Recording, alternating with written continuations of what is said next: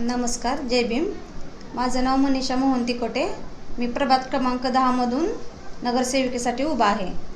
ह्या प्रभात क्रमांकामध्ये आम्हाला प्रतिसाद खूप चांगला मिळाला आहे आणि काही लोकांच्या मागण्या वगैरे आहेत की म्हणजे नाही का, गटरीचं काम, पाण्याचं, लाईटचं वगैरे ते सगळं आम्ही करणार आहोत असं श्वासन दिलं आहे लोकांना.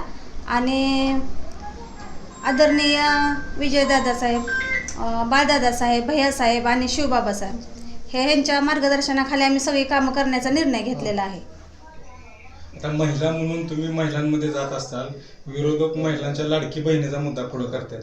काय सांगताय तुम्ही आणि महिलांची काय प्रतिक्रिया येते त्या बाबतीत? लाडकी बहिणीचं इथं काय म्हणजे एवढंही नाही आहे, बाहेर आहेत, राज्य स्तरावर आहे.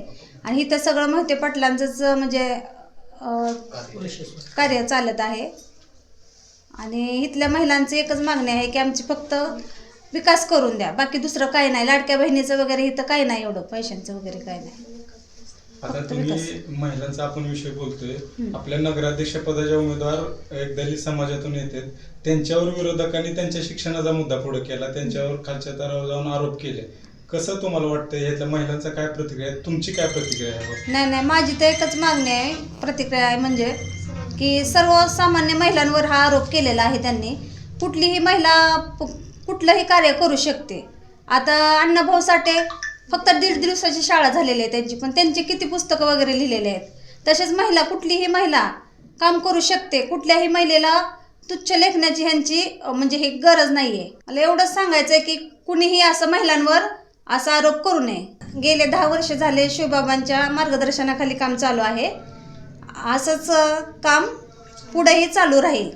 आणि सर्वांचं ह्याला मार्गदर्शन देणारे आमचे भैयासाहेब आहेत आणि शिवबाबा आहेत. नाही, आमचा नगराध्यक्ष हा शिकलेला नाही असं कोण म्हणतं? नगराध्यक्ष हा आमचा 12वी शिकलेला आहे, 12वी पास आहे आणि तो स्थायिक इथलाच आहे. आणि आम्हीही इथले स्थायिक आहोत. आणि आम्हाला सगळ्यांना स्थायिक पाहूनच मोहिते पाटलांनी आमच्यावर विश्वास टाकून आम्हाला ह्या प्रभागातून उभा केला आहे. आम्ही अकलूजकर आहोत आणि बाहेरून आलेल्यांनी आम्हाला शिकवायची गरज नाही. आम्ही सावित्रीमाईच्या लेकी आहोत. आम्ही आमच्या पद्धतीने कार्य सांभाळून करू.